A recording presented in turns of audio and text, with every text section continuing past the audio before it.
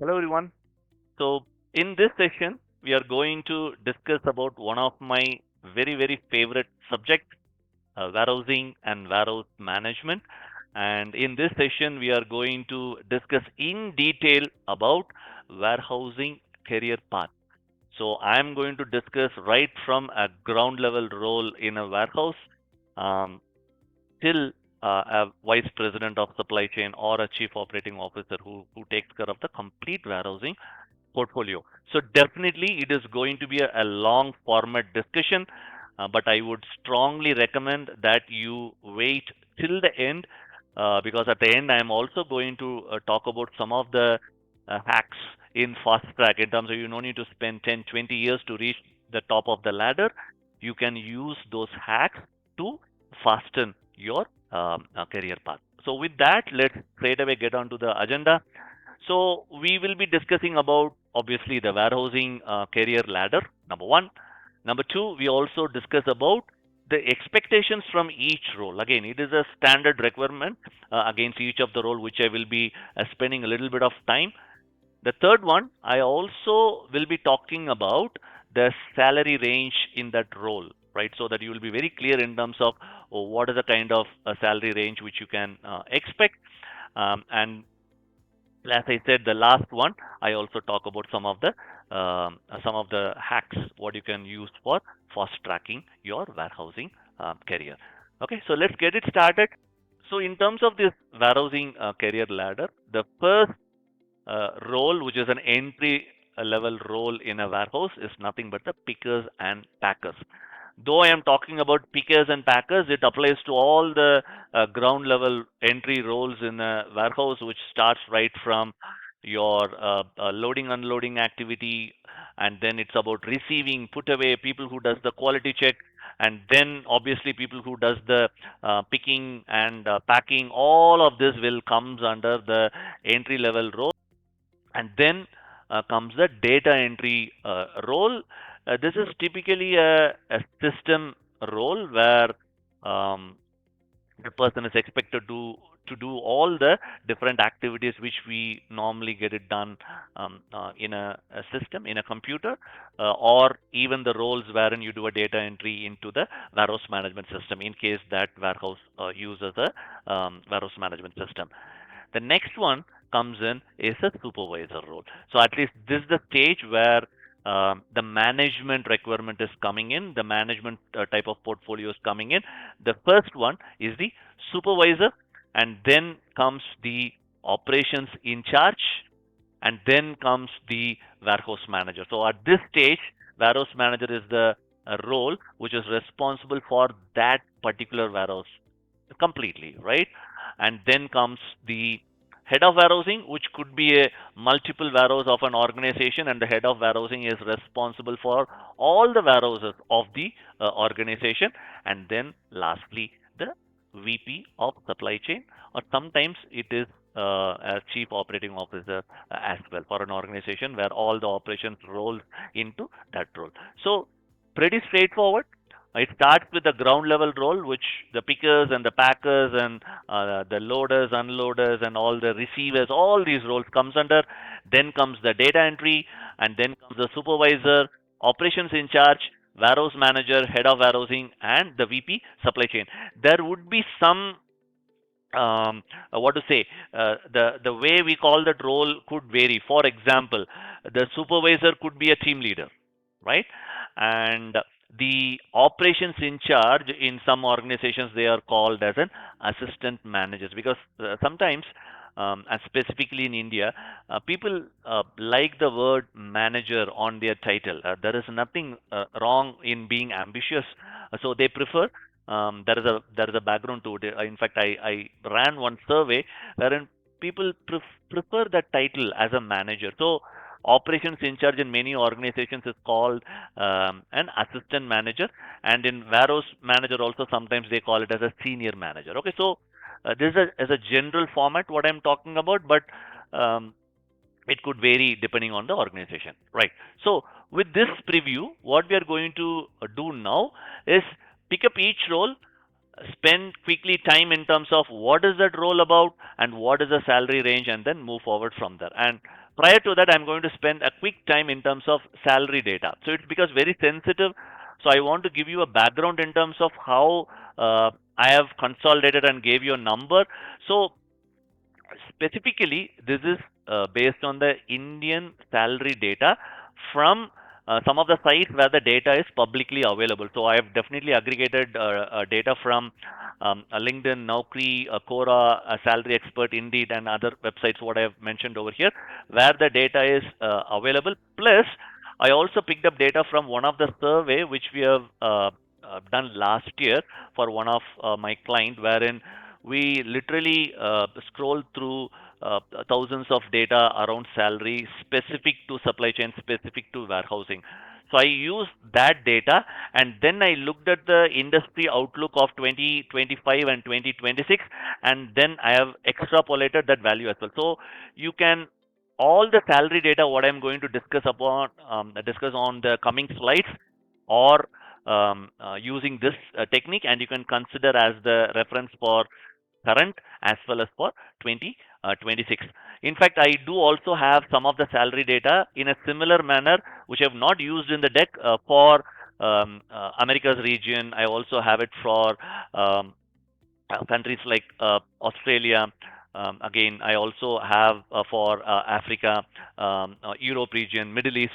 I have the data, but I have not used it in the slide. In case if you want to benchmark, you understand some of the salaries for a specific role, don't worry. Just leave me a note down, a comment, or a note, and I can share that data with you. Okay, thank you. So let's move forward. The first role we have, as I told you, all the ground level roles. Typically, as I've told you, the pickers and the packers and all the different roles I talked about, the responsibilities depends on what kind of role it is. So I'm not going to spend more time on the responsibilities. But in terms of skills, it requires definitely physical stamina, because it's definitely a work which requires strength, attention to detail, and basic use of handheld devices, which is the scanners, and knowledge about this barcode, how to use it, right? I think this is the basic requirement. There is no formal degree required. A typical salary varies from 18,000 to 20,000 per month. Some of the top MNCs and and specifically some of the e-commerce players pay little higher than the market average, which goes up to 35,000 per month. There is a catch here. Um, Straight away you cannot reference this. For each state, you need to look at the Minimum Wages Act, right? And basis that, these numbers also vary. But typically, even if you look at the Minimum Wages Act, this falls into this category specific to India. Okay. The next one we have is data entry person. So at this stage, the one specific requirement here is knowledge about WMS and ERP. If you have that, this is going to pump up your salary level. You come to the top level from this average, right? So that is definitely one requirement. And this person is expected to do any entry which gets into the system, which is WMS, if the WMS is in place. So all the inbound data, inventory data, audit data, shipping data, all of this gets into the system by the data entry person. And as usual, in terms of skills and expertise, yes, you have to have the attention to detail and everything what I talked about, but you need to be little system savvy in terms of like MS Excel. Till a lot of organizations run on Excel, so that is one mandatory requirement I would recommend. The second one is in terms of your WMS. Definitely WMS knowledge at this place for data entry level is going to be an edge. In terms of the salary range, uh, it moves somewhere between 20 to 25,000 per month. And again, the top MNCs and the e-commerce players definitely pay up to 40,000 per month, right? And specifically for people who have the WMS backup, or specifically SAP. SAP has been used in many big organizations. So SAP knowledge to a data entry level is definitely is going to have an edge. One quick information here, in case you don't want to spin through the complete session, go through all the roles, you want to directly go through which role you are looking for. I've given on the description of this video the timestamp. You can use it and directly switch to that role, and you're gonna have a look at it. But I recommend you listen through this, so it will definitely a good information for you as well. The next one we have is a team lead or a supervisor. They are the first line managers in the warehousing portfolio. And what they do, definitely they lead a small team on the floor. They have productivity targets, they have accuracy and quality targets. They need to coach the operators, they need to handle some of the shift issues and things like that. They also have to be a bridge between the ground level operators as well as the management. One of the very crucial role, because sometimes you are getting sandwiched between the people who work on the ground, where none of your what to say, do this, do that won't work out. You need to have that rapport, and probably from the other way you may get the one way directional notes to tell, hey, get this done, right? So a very crucial role in my opinion. And in terms of responsibilities, you are going to take care of all the day-to-day operational tasks, depending on what you're supervising. Monitor the KPIs. You need to train the new people coming in, and you need to manage the shift rosters, and then coordinate the breaks, absentees, and then also some of the minor HR issues, safety related issues. This is typically what this role does, right? And experience, 2 to 5 years, definitely floor experience is required. And basic reporting and WMS knowledge is a must for this role. The salary cap around 65,000. I'm not going to read out everything. You can take a snapshot of this slide if you want. And 65,000 per month is a max cap what you have for this role. And specifically supervisors with that metrics ownership, who can drive this KPIs, who are driving multiple shifts, those kind of supervisors tend to get higher packages. Okay. The next one we have is on assistant manager or an operations in charge. Now this is a mid level, so they also manage multiple teams. They need to ensure the SLAs are taken care of. They are now responsible for throughput. So normally in a warehouse, one assistant manager will be required, as well as they will take care of the inbound, and there may be one assistant manager who takes care of the outbound, which includes the transportation. This is how normally the warehouses function. So they are typically the second in command for the site. It's a very crucial role. Sometimes assistant managers take care of the complete facility in charge role when the warehouse manager is also not any absence. They are on a vacation or things like that. They are the second in command. So they oversee the daily operations, receiving, storage, picking, packing, and dispatch. They take care of all the vendor-related movements which comes in. They take care of audits. They also, now that is where building for the future, they started doing a small bit of changes in terms of improvement projects. 5S, Kaizen, these kind of things come in. Any of the words I use, if you're not familiar, feel free to just put a question, and I can definitely help you out on that, right? But this is what they typically do. 4 to 8 years is required to reach this level. Strong WMS and ERP knowledge is a must to shine in this role. Understanding of KPIs, goals, how to drive a team towards the KPIs, all these are requirement of an assistant manager. Moment you get well on this role is where you get ready to become a warehouse manager to take care of the entire warehouse. The salary can go up to easily 12 lakhs per year, easily. And two things I will definitely call out. You have to be a good leader at this stage to ensure, and you need to take a lot of ownership. That's where you are in a very good position. When the manager is not there, the warehouse manager is not there, you should be in a position to take care of everything. And definitely WMS, you should have a good hold on WMS. I think if you have this, you can scale up faster. The next one we have, obviously, the warehouse manager or an operations manager. Many cases, people prefer to be called as an operations manager. I'm not sure why, but yes. But in e-commerce, they are called as an FC manager, that is a fulfillment center manager. But typically, the standard is a warehouse manager, because they are responsible for the entire facility.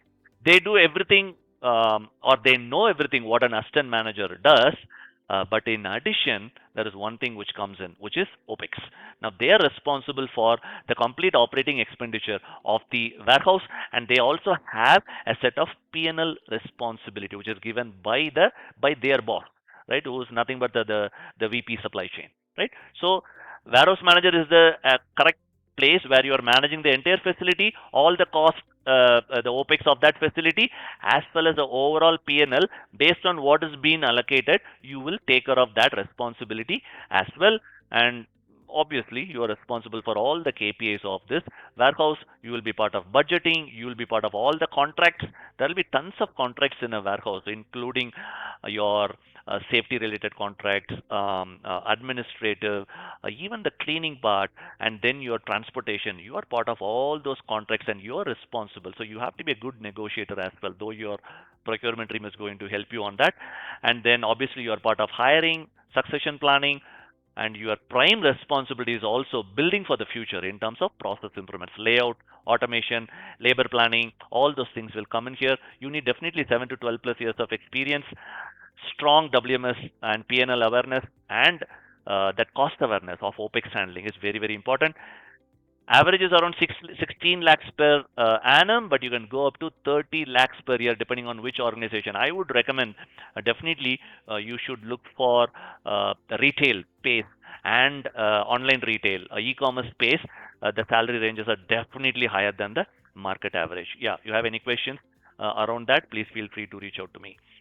Next one is the head of the warehousing.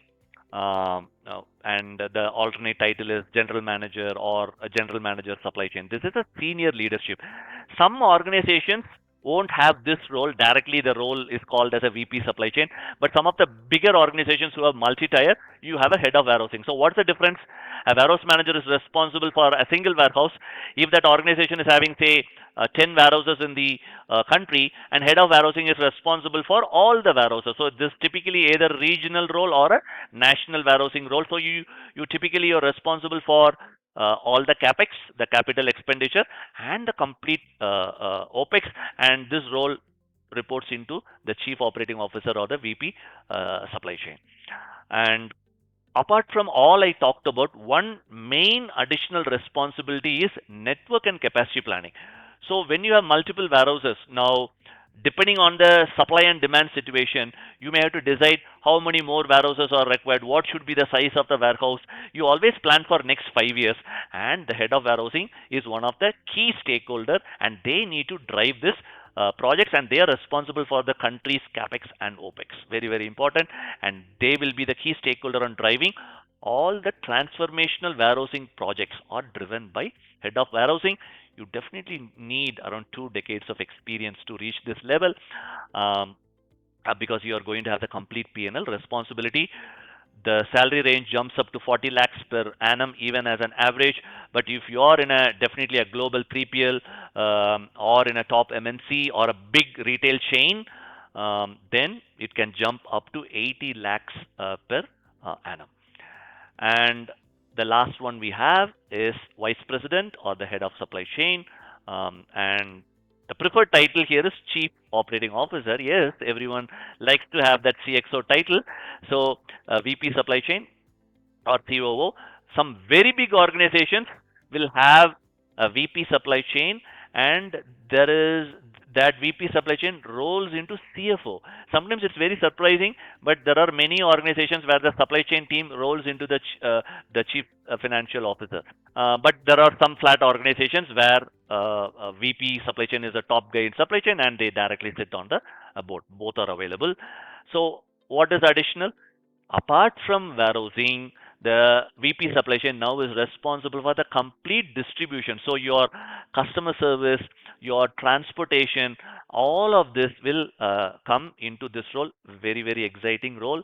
I can say that I have served in this role, so I can tell you this should be an ambition of every supply chain person, every warehousing person as well, where to reach that head of supply chain, where you are responsible for all the decisions taken in supply chain, planning for the future, as well as running the operations. How exciting, right? Because you are part of the board, and you are going to, as the company grows, you are responsible for making your supply chain agile and also scalable, right? Pretty exciting role. I'll keep talking about it because my favorite role.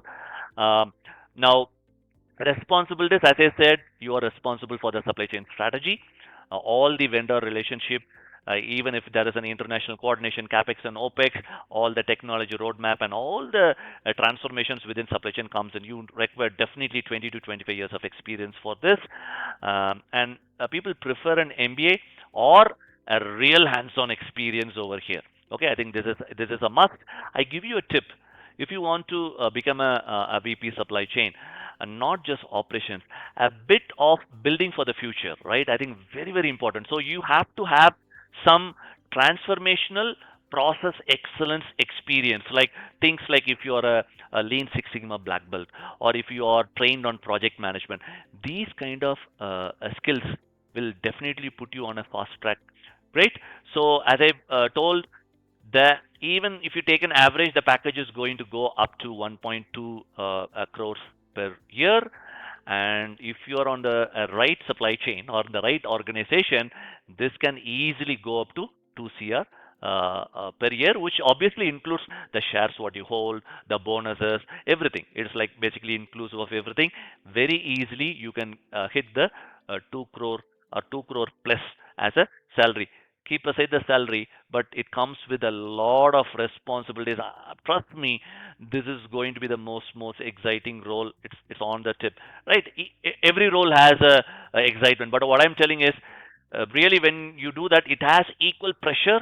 It will challenge you of all what you have learned throughout, right? But it also has that excitement piece because you're the decision maker on it. And when you want to build something and make and you want to see that becoming a reality, I think this is the key role what you have to be part of. Clear? I think that's it on the different roles what we have. As I've told you, I'm going to talk about some of the fast track. So why there is a fast track required? If you're not on a fast track, we are talking about easily 2 decades of effort to get onto the VP supply chain, right? 2 decades. So it's a lot of time, right? But there are ways with which you can fast track. Number one, you have to be a champion in technology, specifically WMS, right? Because I'm a serving consultant. Like I'm like last 8 years I've been working as a full-time consultant. I'll tell you, doesn't matter even the organization is a very big organization. Almost every company struggles with digital adoption in the right way. So if you are a tech champion and if you are good at WMS, I'll tell you, you become the go-to person and you can get promoted faster. Number one. Number two, everyone talks about operations. You know, one of the biggest problem with operations people, they get things done. They stretch, right? They never look at the clock. And you know what? See, being an operations guy, I even own I forgot to wear my watch itself because we never look at the clock and work. That is the power of operations. And month ends, I think we stretch. I think many times I've never went home on a month end. I'll be there on the warehouse. Sometimes we sleep on the warehouse. The next day morning we go out. What that means is we really put our sweat out in the operations. But you know what? What we miss out? We never talk about based on what I have done, based on what I am improving, what is that cost impact to the organization that we miss out. And when you miss out, no one is going to come and talk for you, right? Because you are getting your job done, but that is not good enough. You need to start talking in the terms of cost impact value proposition. When you start, so you still get your hands dirty when you go to the floor, but when you come back and present the improvements to the management, you are going to talk in a cost impact value proportion. When you do that, definitely you're going to be on a fast track. Third one, cross functional exposure. Just focusing on warehousing, okay, great, but you can't become a VP because when you have to become a VP, you should have other areas. So it is very, very important. Consciously, you need to switch after you have your experience. Spend some 2 years on logistics, spend some time on procurement, or look for a role which gives you the warehouse and transportation experience. I consciously did that. What worked in my favor is I started in manufacturing, then I went to a kind of a back end role, and then I became a consultant in warehousing. Then I move on to a operations role, which is inclusive of warehousing, transportation, and process excellence. Then I went to a role which is completely a different sector, which is e-commerce. The reason why I'm telling is this cross-functional exposure is going to stand out for you. It's very, very important. Um, Consciously, the job changes should not be looked at only the salary packages. Keep in your mind your end goal is VP supply chain, right? Sometimes you may have to take a very smart call, which probably a role may not be as fancy in terms of package, but it gives you that exposure of multiple departments. You need to choose that because your end goal is the VP supply chain. So that is this is very very important when you are going to make such crucial job changes. The fourth one, you need to be a leader. You know what, when you have to be a leader, you should start coaching people. I think it should become a culture in yourself that you start helping out people, right? And you no need to be a assistant manager or an operations manager to do that. Even when you are working as a team, you start coaching people, start talking about what is good and bad, and slowly that becomes your own culture. That is what you are, and that becomes your routine, and automatically you become very good in managing people. You started mentoring people, and you are ready to become the top guy in supply chain. Very important. And the last one I have, which I've told you in my career as well, is I consciously, when I'm jumping, I look for something additional in my portfolio. Plus, is it a different industry? Okay, so it's very very important. Like, rather than just doing a traditional retail, if you're getting an e-commerce opportunity, it is very very good to do that. I did that. I was able to do that. I won't tell you that I have perfectly planned it and executed it. Sometimes it doesn't happen that way, because as you go grow up the ladder, uh, the openings which comes is very very very less. So you have to have a little bit of luck, and you have to be very much engaged and be active on the job market, collaborate well with the job consultants. So you should know what kind of roles are coming in, what is picking up, and you should be very conscious in getting into a different sector. And if you do this, and when you jump, your salary band also keeps growing up, and you are getting ready to become the VP of supply chain. Okay, great. I think sounds exciting, right? Print this and keep this on your desk, and this is what you should do. And keep in mind, there is no point. I think probably there's some lost words before I move on to the next slide. There is no point discussing within your team member in terms of how much hike he has got, how much hike he has got.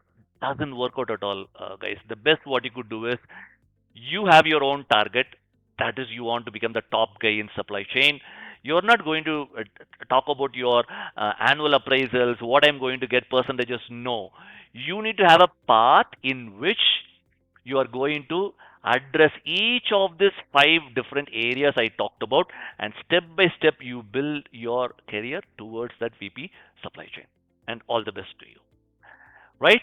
The summary. So we have discussed the warehousing career ladder.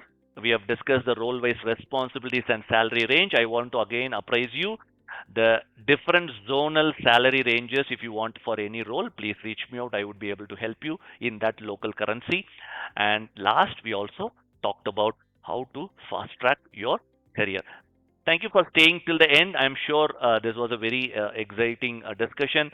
In case if you have any open questions, or if you want to share any thoughts as well, please feel free to write back to me.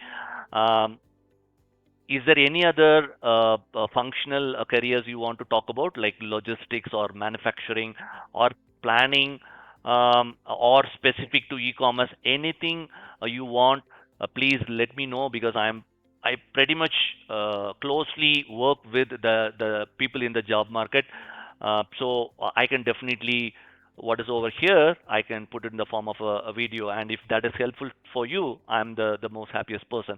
So thank you so much. Have a wonderful career, and warehousing is the best field. Shine on it, and my best wishes to you, and I'll see you on the next session. Thank you so much.